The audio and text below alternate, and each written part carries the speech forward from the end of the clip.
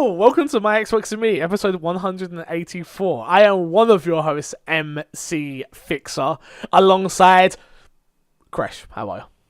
Hi, I'm doing well.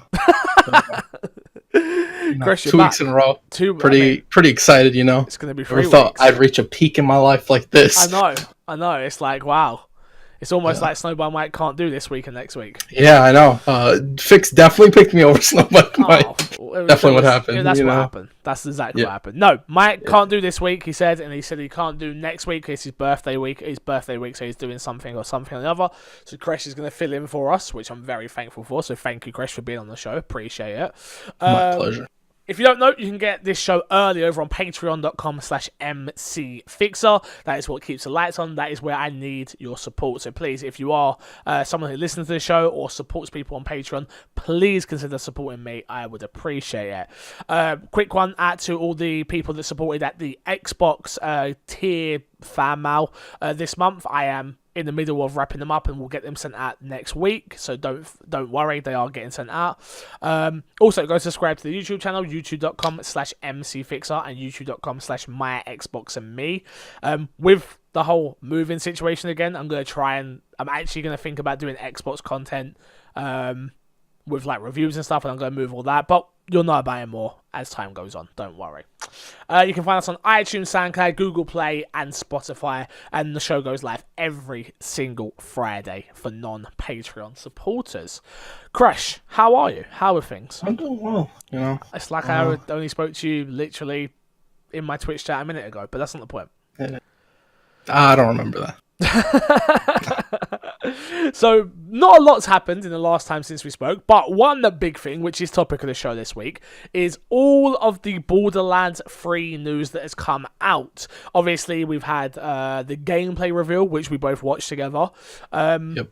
And before we go through the news of it all, initial thoughts, what did you think of the showcase? What did you think of the showcase of itself? Obviously, Gearbox they don't usually do these sort of shows for their games and stuff like that. So is Borderlands big enough? If Borderlands big enough to have its own show like it did, which I think so. I think for this one especially, like I think if they did this for pre-sequel, it would have left a bad taste in a lot of people's mouths. Definitely. But yeah, I think it definitely has a big enough fan base to warrant something like this. Yeah, and how was it for you? Did you enjoy the presentation? Obviously, they had the pre-show with the Kind of Funny crew, the post-show with Kind of Funny crew, and then obviously the press conference, which was way more a gameplay reveal press conference with sort of some talking through and stuff like that, with Randy, and I forgot the other gentleman's name, which is my mistake. What did you think of the presentation of Borderlands 3 gameplay? I thought it was good. I don't think, like, a lot of times when companies come up and they do this type of thing, they have these mic issues or something along the lines, and I don't think they had any of those. They had one moment, which I feel like every game does it, that's multiplayer and co-op, where they have the quote-unquote, like, live commentary. Yeah, and it's like, it's so forced. Yeah. And I think the people were trying to make it live, it's kind of difficult if you're not that personality to sort of... I think it's even harder. It's like I always say that as live streamers, both of us, we are reacting to content. So we are reacting to what is being made, and we don't know what's going to happen, especially with games that...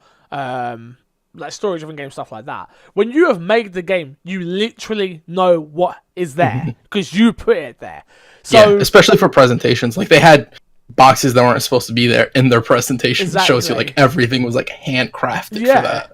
So, but it must be so much, it must make things so much harder to, like, reenact kind of thing, because it's like, well, I know what I'm doing. I know how to best beat this person. I know how to best do this. I know how to all of it because I created it. And it just makes for a really... It's sort of like when you watch somebody do a fake reaction to something, you're like, it's off. You know it's fake. You watched this before. Exactly. You can always tell when a reaction YouTuber has watched the trailer before.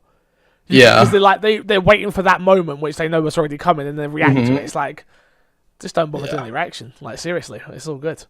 But yeah, that was probably the lull. But like, I agree with you. The presentation itself, though, I like the pre-show. It was cool to have influencers on. Obviously, Kind of Funny. I love Kind of Funny, so it helps.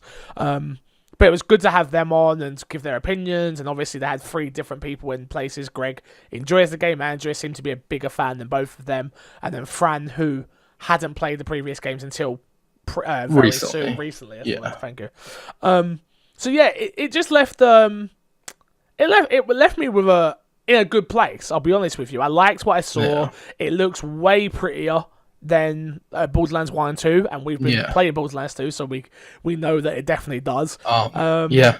It was one of the discussions we were having like beforehand, like, can you make that type of art style actually look better? Which obviously you can, but I think it was like a pretty significant improvement for Borderlands 2. It looked Granted, I don't know if you were playing with the HD patch when we were playing on Xbox. I believe they do have an HD patch. Okay, I wasn't when we were playing, and I noticed that afterwards. Oh, okay. So I believe so. Maybe not. I'm not sure.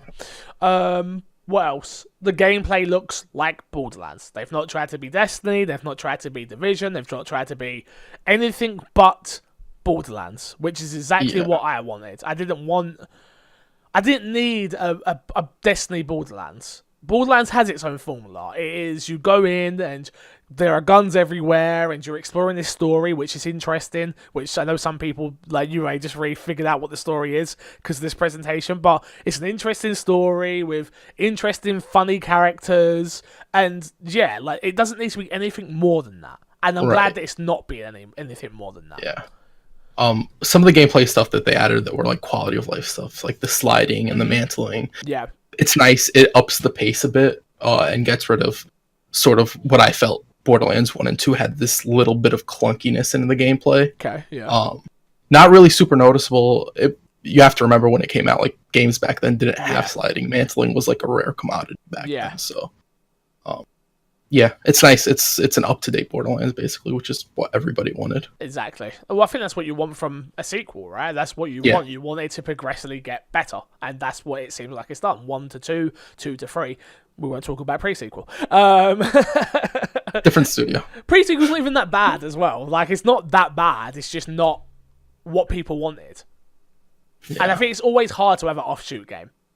Yeah, I mean, it's the same thing with, like, if you think about Batman Origins. But that's people, it's your favorite. It's your favorite. I know that. It's the best Batman game. Like, not true, but, you know, we'll let that go. It's true in my head. It's different if somebody plays it, like, retroactively, right? Somebody who's not with the series as it's coming out, and somebody who plays it afterwards. Yeah. Because pre-sequel's more than likely, and I haven't played pre-sequel, is more than likely probably better than Borderlands. I mean, I just played. I mean, yeah, it feels exactly the same. If I'm being honest. Same, okay. That's why I know Origins is about it. Yeah, like, I don't understand why people really hate on pre-sequel. I hate the beginning part, but beyond that, I did not finish it. So, but I tried playing pre-sequel. Yeah, the beginning couldn't get past the beginning part. It's not that bad. It's pretty boring. Yeah, it is, but it's not that bad. It's not bad enough to stop playing a game entirely, in my opinion. I played bad openings of a lot of games. Days Gone being one. Damn, shots fired. Heard that, Sony? Shots fired. But yeah, it's an interesting one nonetheless. What else? Yeah, they've obviously quality of life fixes, like you said. New skill tree, new characters, all the stuff you're already expecting in a new game.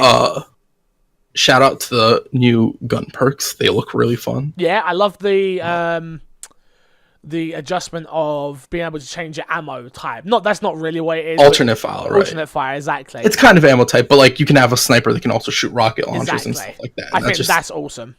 Mm-hmm. It like really like expands that like normal 4 weapon slot to something that's technically like 8 weapon slots. Well, and it just changes up the fact of like when you get a gun, you're now thinking about it in so many different ways. It's like, oh, it does elemental damage, but it can also shoot rockets, and it can also do this, and it can also do that. And it's like, oh, but this one does more damage, but this does better DPS. It just, and you might not want to stack 2 guns that have like the rocket secondary. Exactly. So you might want to change that up. Yeah. Exactly. So it's nice little changes that, again, I don't think anyone was like, oh, that's what we should have, but now we have them. It's like, oh, that's actually really cool. And it's something that's not in every game. Why didn't we think of that before? Exactly. And I think Borderlands is bombastic enough to be able to have a sniper rifle that shoots out rockets.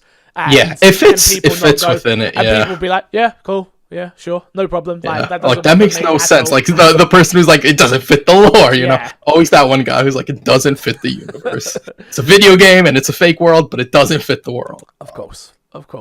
Anything else? Obviously, the run and guns were really fun. I love all of the new, all all of the ones we've seen, the throwing guns, which are what I'll call them. Yeah, the one that bounces. It then throws it. So obviously you had the running gun, you had the rubber ball type thing. Bouncing ball, yeah. The one that turned into a bunch of mini rockets. Exactly. Yeah. And it all looks really cool. All the new weapons they showed off looked really interesting as well. You had the one that you could lock on and then shoot in a different direction, and they just sort of all lock onto an enemy. That looks really cool. But yeah, I can't really think of anything else. Again, it looked great. Yeah. There's not really any, like, you played Borderlands 2, you basically know what to expect from this. Probably just a better experience. Yeah, the one thing I am a little bit interested in is the end game. And I know that sounds really stupid because I just said I don't want it to be like Destiny or something like that, but I am interested to hope there is legendary bosses, which there have been in the previous game, so why wouldn't there be? I am interested to see if you could do like an 8-person legendary boss, though. Or something along those lines. It'll be interesting. Honestly, I don't think it'll be in the base game. I think that might be something they would add in a DLC.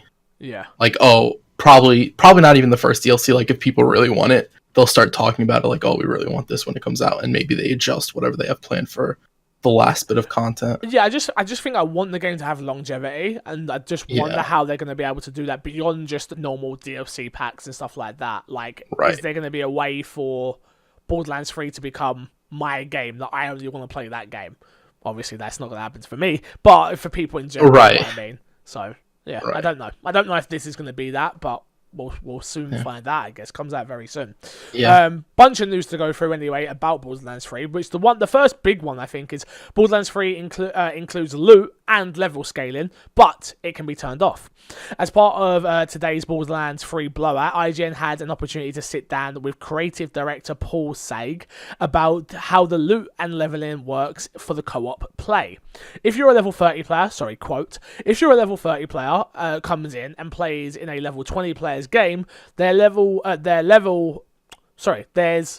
level 30 loot dropping for them. That's the loot increasing, said Sage.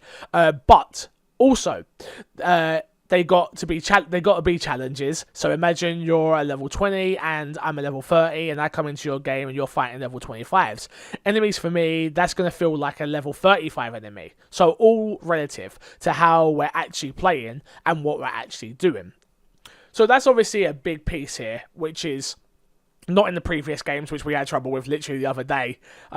We were playing, which we'll talk about in what's in our box, but we were playing Borderlands 2, and Yarmy was playing with us, me, Kresh, and Yarmy, and Yarmy's level 55 and just one-shot everything. And we're like, can you put on some level 30 gear? Because we're level 30 and everything's level 30. And he's like, oh, okay. Yeah. And it's like... And then he didn't even put on level 30. He put on level 40 gear. Yeah, he sucks. Don't worry about him. But yeah, it just saves that whole, I want to play with my friends, but I'm already too far ahead of them. And, I want to play with my friends. And you're still progressing your own character. You're still getting your own loot drops. You're still leveling up your character. It's literally just you in that world, but it still feels like you're playing with everybody else. So yeah. I also, I didn't know that if you're level 30, you're level 30 and you're fighting a level 25 enemy, that it upscales them even for the person who's entering. I didn't know that. Yeah, it said they did. Which is very cool. Yeah, it is cool. It is cool. It works. It's one of those little things that I think people have wanted for a long, long time, and I feel like we finally got there in gaming now. Same with Division. Division figured it out perfectly, which they had a problem with it when Division 1 was around. Division 2 has totally fixed that, in my opinion. I know other people experience differences, but they did balance it way better. I mean, that's always a difficult thing to balance, right? Because some people do like the experience of just getting carried through some of that stuff. 100%. And some people like to experience the content as it was meant. Yeah, and I think, but the interesting part here is the fact that it's all can be turned on, turned off. It's the same with they don't actually go into it here, but it's the same with loot, or they might do, but I might have, whatever. I know what I'm talking about. With the fact that loot boxes now is each you have your own loot, I have my own loot. I can't come running through and steal your loot unless you turn that option back on, which is I think that's really cool because I really hate playing with Hayley. I really hated it. Literally, we'd all be playing, she would go quiet, and you'd be like, where's the chest, Hayley? And you just see guns on the floor everywhere. Yeah. And you're like... all the bad stuff. Oh, of course. You know the worst thing about that? it makes you play like that. Oh, if there's one person in a group of 4 that plays that way, you have to play that way. Well, you have no choice, because like it was like, well, he's going to get all the best stuff otherwise, and he's not going to care, so why should I care? Yeah. But yeah, I mean, it's going to make for a way better experience. Yeah. And especially for people who like grinding out the uniques and stuff like that, you can run in a group and not worry like, oh, only one unique dropped. It's like whatever you get is whatever you get. The important one was like when you play with randoms, if that's what you want to do, is the fact that they can't steal your loot anymore, which was definitely something that would happen. Like you'd go in and then like you'd see as soon as an orange drop, everyone just sprinted at it. Oh yeah, run right for it. Well, it even happened with me, and we sorted it out like real men. But even happened with us, where Yami was like, "Oh, I've got an extra orange drop. Who wants it?" And then was like, "We'll fight for it." There you go. We fought Guess for who it. won? It doesn't matter who won, to be honest with you. True. It's not about winning and losing, obviously. Yeah, it's about the fun, the journey, right? If you didn't use your I would have beat you, so shut the up. Yeah. You had your ult, did you not use it? I can't use my ult on you. I was oh, what was I going to do? Lift you in the air and you just stand there. That's not how the game works. Yeah, my robot's still killing you, but like your robot, you would have put up a fight. Stupid mech. Yeah, it's stronger than me. Dick. I was rocking level 20 gear. I didn't even realize it at that point. Dick. I was so far behind.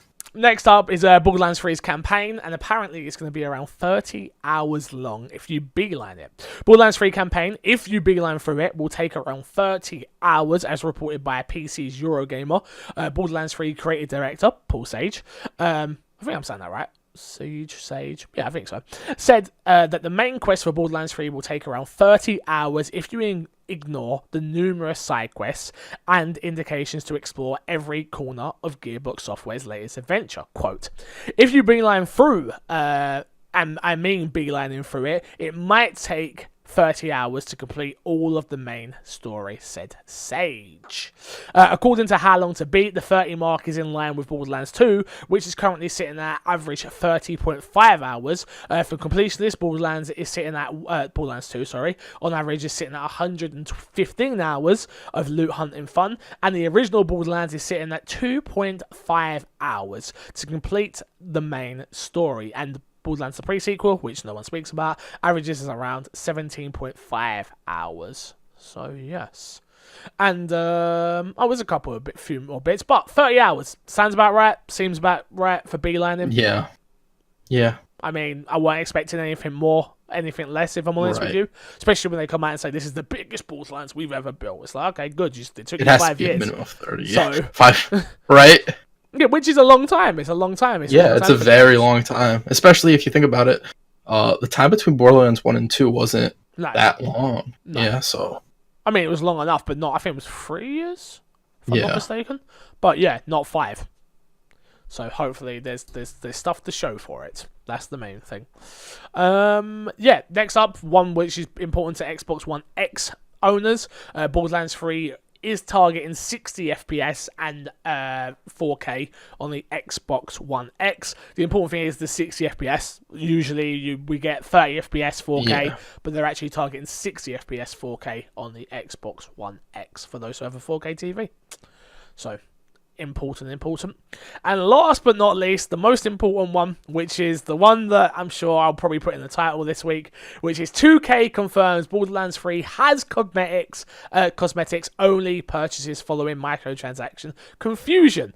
Crash, before we get into the article, what did Mr. Randy say? Mr. Randy Pickford, what did he say? He said there are no microtransactions.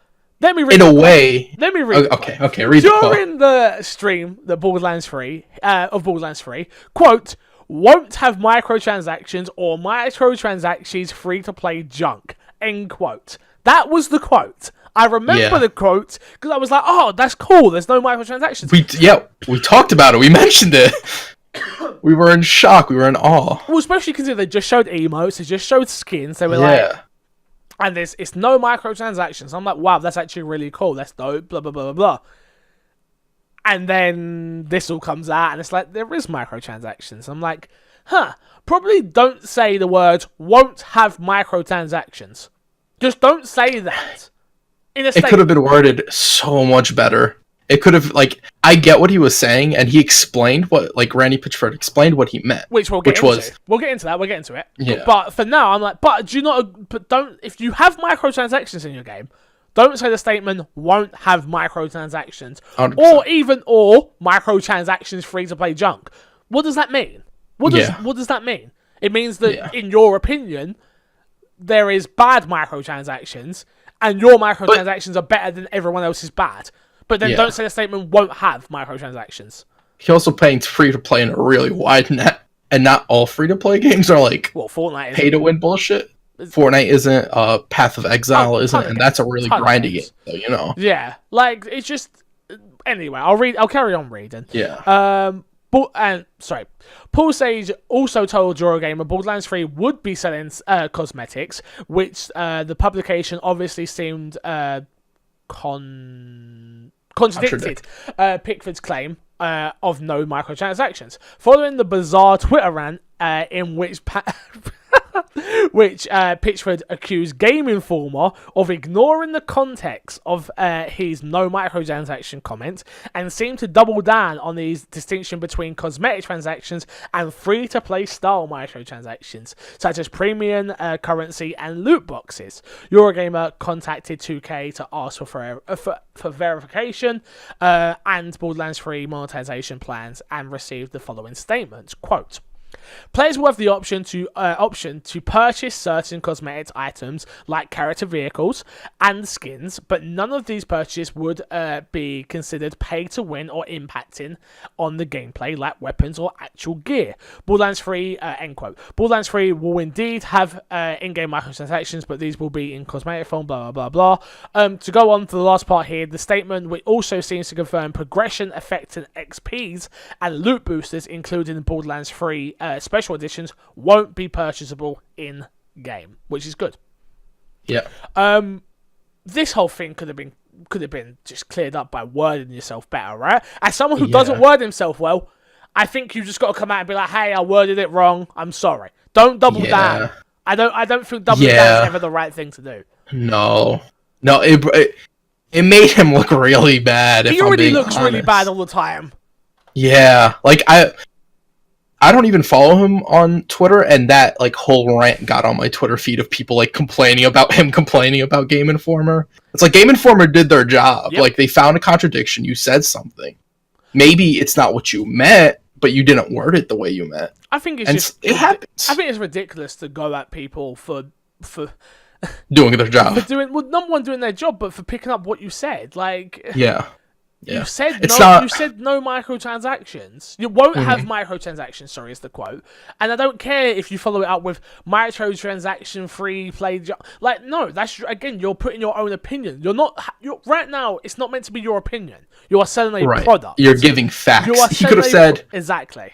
The only microtransactions we'll have in the game are purely cosmetic. They won't be in loot boxes. There will be no premium currency. He could have said that and people would have been fine. Done. They would have taken it the same exact way. There would have been no like side glances, no anything. There would have been like the one or two, people who complain about everything, Twitter. But who cares about them?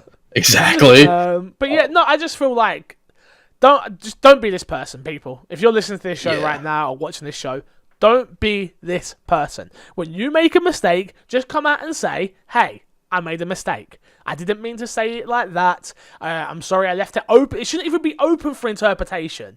Yeah.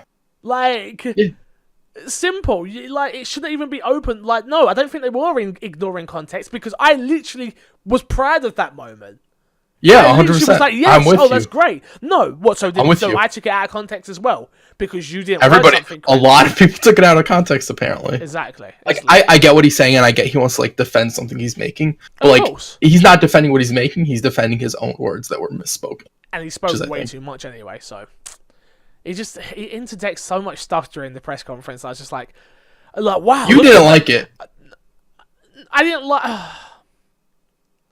I liked the game. I liked the people playing the game. I don't know if Randy Pitchford, sorry. I don't know him personally, so this is nothing against him personally. But it's just he's so, oh wow, oh yeah, oh duh. And I'm like, it just comes across super fake to me. And it doesn't come across like he's excited. It comes across fake. And maybe that's just my opinion. But it just like, I get it. You're trying to sell a product. But the game is, like, you've already got my eyeballs on this. All you need to do is really show the game, explain what it is, explain what you're doing. I didn't mind so much like should we pick this gun or this gun? Oh, we're going to take both. That was fine. But it's like, oh yeah, man, I've seen this so many times, but I've never seen that before. It's like, bullshit. Like, bullshit. Like, no, of course you have. I don't know.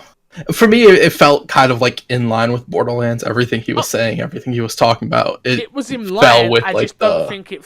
I don't know. Maybe it's just him as a person, and not on a personal level, but just the way he puts things out there into the world.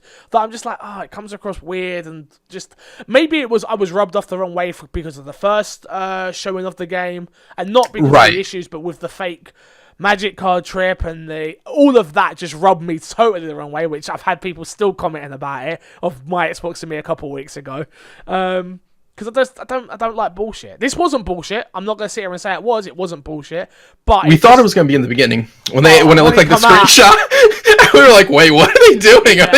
Are they doing a slideshow? Yeah, no. We want gameplay. Like, no. But yeah. It's just one of them things. But yeah. Let's get into what's been in our box, Chris. What have you been playing the last 3 days since the last time I spoke to you? We played some Borderlands 2. We can start there if you want. Let's start there. Because I haven't played much from last week. So. Borderlands 2, the Tiny Tina DLC. Man, why did I wait so long to play this? Yeah. It's so good.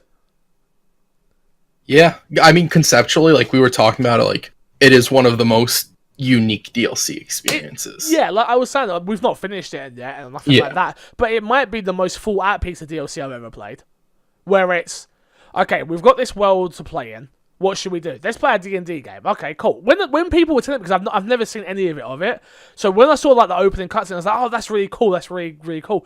And then they put you in the D&D world, and then Tiny Tina is narrating it all, and the way they're adapting like a D&D game in the world, it's just like, wow. You really thought about this, and you did a really great job with it. There are some really cool bits, like the one bit where Tiny Tina's like, "Oh, it's a beautiful day outside," and then the Siren Lilith interrupts her, like, "Wasn't this place just like ransacked or whatever? Shouldn't it be like horrible and messed up?" And she's like, "Tiny's like, oh yeah, right," and then she changes it, and it's like, "Oh, there's go to the local tavern. There's not a tavern. Oh, boom, there is now." The tavern opens up, and it's like, oh, it's cool. Yeah, and it's like I say, it's very full. You can tell that people thought about it, and I can't say that in much DLC that I've played. There's not much apart from Resident Evil 2's story DLC. I think story DLC is different, which I know this is technically story. But it's such a side piece, which I don't know. It's just really cool. I really am impressed by it. Honestly, like I would argue that this could have been its own like. I don't know how big it is, but it could have been like its own $40 experience, like Far Cry Primal. Like this 100% could have fit that. Yeah. Because that's the closest thing I think I can compare it to. Yeah. It takes the core game of something else, and then it sort of just remixes it on its head. Imagine a whole. I know we've only played about an hour, and we're sort of doing everything that we can. And I was like, oh man, I could really done with like I could do a whole game like this. Yeah. But it'd be very cool. But would it be the same if they revisit this idea in Borderlands 3? Probably not. I think the magic of it's gone now. I mean, I wouldn't not want it, like a continuation 100%. Of it or something like that. Maybe it ends and then like they're like part 2 of the board, like that would be cool. But I think the idea of like how special it is of like I say, that whole opening cutscene and then like Brick throws his dice and that kills someone in our world, and it's like, like it's just cool. It's really cool. So yeah. And I've been playing the pre-sequel. Nothing really more to add on that. I've played this same part of the pre-sequel. I've played maybe 5 times now. I've got like 4 different characters at level 11. To tell you I get to the same part every single time and then stop. So I think that tells you everything you need to know. I'm going to finish it now though. Now after watching all the Borderlands stuff, and we're playing Borderlands 2. I want to do all the Borderlands 2 DLC, and I want to finish the pre-sequel. That is my objective. So I will start doing that. And then I played a little bit more of Avengers Endgame mode. A tiny bit more. Still good. Still enjoying it. Still fun. Yep, still the same. Still fun. Nice. Still fun. They added a ton of challenges. If you do all the challenges, you get this cool glider. That I'm like, I don't really want this glider right now, but I guarantee when I come on Fortnite next and like it's gone, I'm gonna be like, why has everyone got this glider? Why don't I have that one? Exactly. Yeah. So I'm a bit like, maybe I should just go for it. Maybe I should. Let's jump into the news this week, Chris. Not much, which is why we asked for a ton of emails, which I'm sure we have, which we'll find out later. But first piece of news, Halo Master Chief's Collection will have cross-progression and cross-play is being evaluated. Quote, progression unlocks stats, etc. will carry over between console and PC. In terms of playing cross-play together, not planned for launch, but it is something the team is accounting for and will evaluate over time. So I know people are going to be excited for that, so I thought I would give that piece of news. Are you thinking about getting Master Chief Collection on PC when it comes? No. I don't play it enough on console to really like warrant getting it on PC. I agree. I'm exactly the same. I mean, I bought it at launch and then I've not touched it. So this will be for people. People are super excited. I say that I've played through the whole of Halo 1 and 2. Have you? I believe so. Yeah. To be fair, I get a hard rap for not liking Halo because I don't love. Like people love Halo. Yeah. And I just don't love Halo. I love Gears of War. Like that's my game of the two, and like. I've played 1 and I've definitely beat 1 and I've definitely beat 2. Definitely. I have to check my achievements. I've also played a bit of 5 or half of 5. So I've played Halo. Everyone like gives me a hard time, but I've played Halo. All right, guys. I know all about the gun with the spiky things, and I know all about the dual wield. Wow, you know it, but I'm so surprised you know the gun names, man. The gun with the spiky things. It's so nice. The gun with the spiky things. I know about all of them. I think it's called a splinter gun, isn't it? Something like that. Next up, new Halo game will be revealed before the end of June. The next Call of Duty game will be revealed within the next 2 months during Activision's financial call, which discussed the results of the company's first quarter in 2019. It was confirmed that the next game in the long-running series would be revealed later on in 2019's second quarter. So, new Call of Duty coming. We already knew that because of last week's NFL spoilery stuff, but cool they're talking about it. Yeah. Big piece of news here, Crash. I don't know if you saw this one. BioWare is 100% committed to Anthem, despite key staff leaving project. BioWare has stated it remains 100% committed to Anthem, despite speculation that the studio is reducing support for the game and moving resources into development of Dragon Age 4. Lead producer on Anthem, Michael Gamble, retweeted Chad Robinson's BioWare head of live services, who empathized that the studio's complete commitment to Anthem. Gamble's notes that speculation around BioWare's support for the sci-fi shooter is incorrect and the commitment to the project remains strong. Speculation over BioWare's support for Anthem comes in the wake of reports claiming that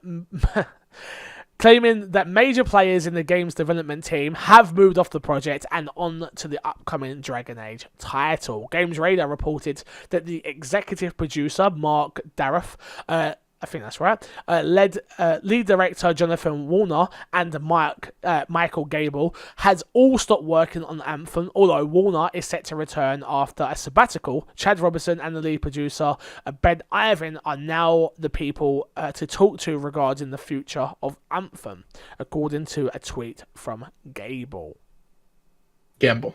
sorry, thank you. That game's fucked. That game's fucked.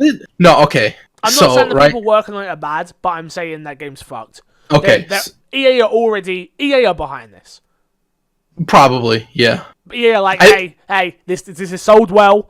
It sold well. People are not playing it no more. It's not going to keep getting money. I think it's a bit of both, where it's like BioWare is kind of like worried about their future themselves. Oh, because they've missed quite a few as of late. And they need a home run. So it was Andromeda in this. And what was before Andromeda? Dragon Age Inquisition. Was that after 3? Yeah, you're right, it was. Yeah, Dragon Age Inquisition, which did good. Yeah. But it also had some jankiness. It was like the start of the jankiness, and it all goes back to the Frostbite engine. Get rid of it. Look. Get rid of it. Look. When you pay out a lot of money for an engine, bro, you ain't just gonna get rid of it. I get it, but like you're losing money. You're losing mind share, which is also pretty big. Yeah, Frostbite. When it came to sci-fi and fantasy games, like EA had so much of the mind share. They had BioWare. BioWare had sci-fi. BioWare had fantasy. They had everything people wanted, and now it's like people over there are doing stuff. Let's go check out them. People over there are doing stuff.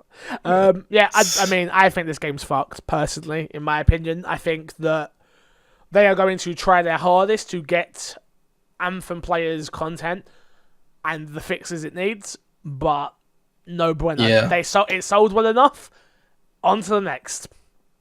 Do you think there's a possibility of this ever getting a sequel? No. No. Okay. No. This wasn't meant to have a sequel. This was meant to continue with content. I remember them saying at E3, I think it was, where it's like, we're going to deliver story upon, expand the story, which now, looking back in retrospect, is we don't have a long story, we're going to give you more story, and it's free because there's not much here. It's like, oh, okay, that makes a lot of sense. Yeah. Now. That all makes a lot of sense. Yeah, no, Anthem dead. Really a shame. That gameplay. I still stand by, like, that's the gameplay, like, just purely from, like, a gameplay aspect, probably one of the funnest experiences this year. This gen, definitely. Yeah. Definitely. But everything else that comes with it, not there. It's a shame. Real shame. There, really. Next up, Sega refocusing on existing IP response to falling profits. Following an earnings slip, Sega is gearing up to refocus on its existing IP like Persona, Sonic, and Yakuza, and avoiding developing too many new ones. As reported by Tweak Town, Sega's financial 2018 earnings saw profits drop 70% to 23 million, and its road to 2020 map of games earnings have fallen apart due to the marketing miscalculations, too many games in development, lack of sales performance, and game delays. In response, Sega will refocus on the previous mentioned IPs and may also throw in a remaster or re-release or two, and potentially bring over more of its key franchises games overseas. Why did I add this story? Not because I care about Sega, because I don't. Not because I care about them losing money, because I don't. That means we should see Yakuza come to Xbox and Persona come to Xbox. Because the only thing that makes sense here now is the fact that they need money. So why not put it everywhere? Cool, you're pulling faces. I don't disagree. I think those franchises have such a long running history with Sony that I'd imagine there's some sort of deal in the back end that would so did stop Kingdom this. Hearts. Okay, that's fair. That's fair. This is the first Xbox game, Kingdom Hearts game we've ever got on Xbox. Who cares? People know about Persona. Xbox fans would love Persona. Would it sell as well as PlayStation? True. No. But do you need to sell more copies? Yes. Would it sell enough to warrant the port? The port, yes. Okay. Definitely. I think it would as well. Definitely. I was just Yakuza, especially with no Sleeping Dogs being gone. I would love to play Yakuza, all of them, on my Xbox. All the spin-offs and everything. No, why not just port them over now? Like there's just no reason not to. Like surely they'll make their money back nonetheless, and then when the next big game comes out, the next Yakuza, the next Persona, so Persona 6 and Yakuza 6? I think that's right. They did 0. I wouldn't be the person to... They did 0. I think it's 6. I think it's 6. So 2 6 already come out.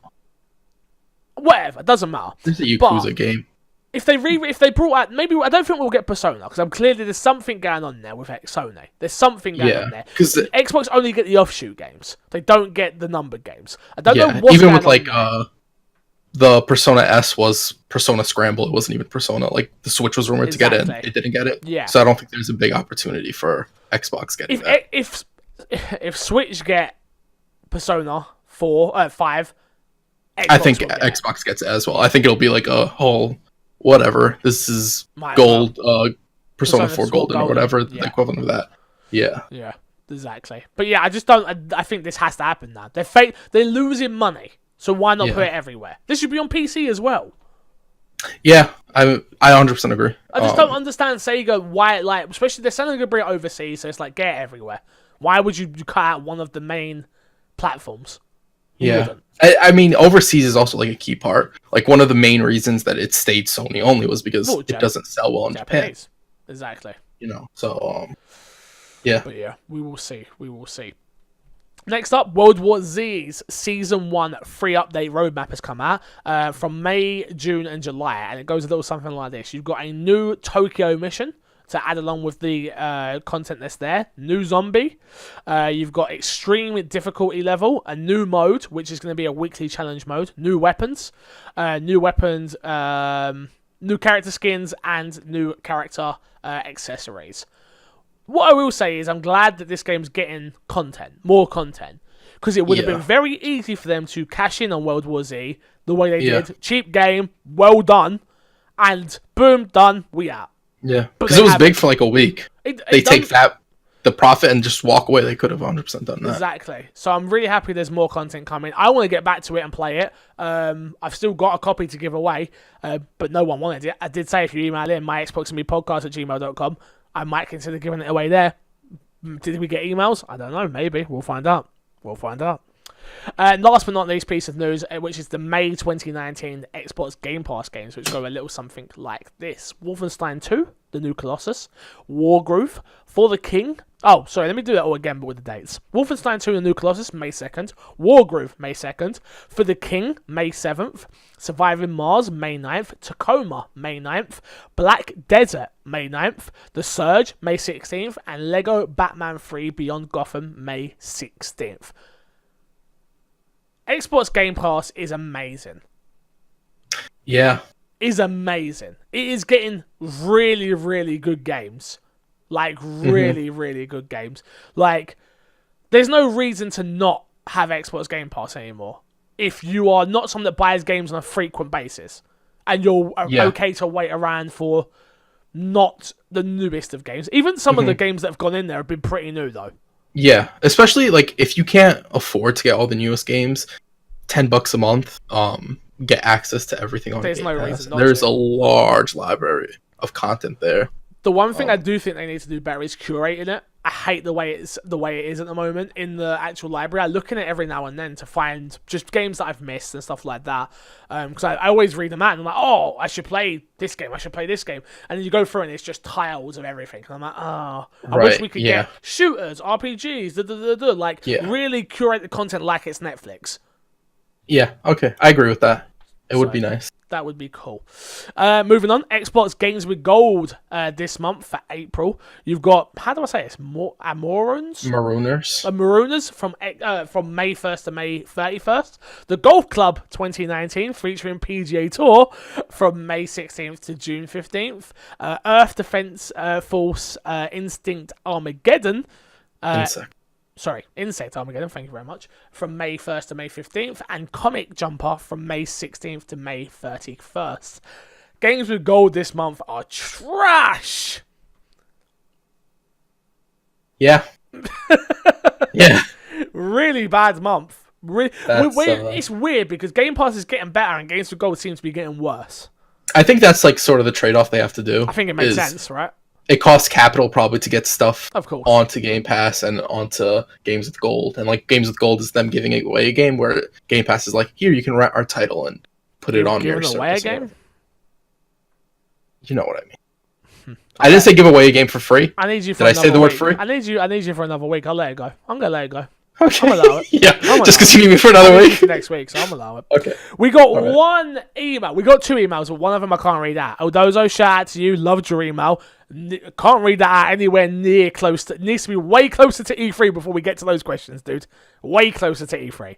But we did get one email, and it goes a little something like this. Remember, email in myxboxandmepodcast@gmail.com. Stu, I'm talking to you. Moody, I'm talking to you. Where's my homies at? My boys, my Twitch streamers, my day ones, I'm just going on a rant right now. You know what it is, Fix? What? They're in your Twitch chat all the time. They have a question, you're right there. That's true, but that's not Xbox related, you know what I mean? It's what about Mike? What about Snowbird Mike? They don't like Mike? They don't like you? Man, they didn't know I'd be on again. That's what it is. Stu, shout out. email. He's on next week. Everyone, Chris is on next week. Yeah. So if no emails come in, it's Gresh's fault. I'll go ahead. This email goes with something like this. I enjoy your podcast and I really like zombie games. I'm a big fan of State of Decay 2 and I believe I would like World War Z. MC Fixer and Snowby Mike are my favourite hosts. Good luck to you and thanks for the podcast from David. David, thank you so much for the email. I appreciate it. Definitely pick up World War Z if you've not played it because it's a great game, especially for zombie game lovers. If you love zombies, you will love World War Z. And especially with, like I was just saying, with the roadmap stuff that's coming out. And definitely worth picking up. It's cheap, it's affordable, and it's worth playing. So, David, thank you for the email. Remember, everyone can email him, myxboxandmepodcast@gmail.com. Chris, let's plug, and get ourselves out of it. How the hell did we stretch that out to 45 minutes? We did a good job there, bro. That wasn't a lot of content to talk about, we did a good job. We did a good job. What you got to plug this week? Twitch.tv/Crushnick and at Crushnick Plays on Twitter. Yeah. Usual, guys, you know, if you've got Amazon Prime, you've got Twitch Prime, remember, every 30 days, and I need to stress this because people keep saying to me, I'm already subscribed. There's no controller next to your name. You got a blue crown. Subscribe, son of a guns. Remember, every 30 days you need to subscribe. If you're not subscribed to this guy, subscribe to that guy. And yeah, thank you all for listening to the show. Apologies for last week's lateness, but it went up, and this week will be up on time, thankfully, unless I forget somehow. Until next time, I will love you, leave you, and see you all later. Goodbye. Boy.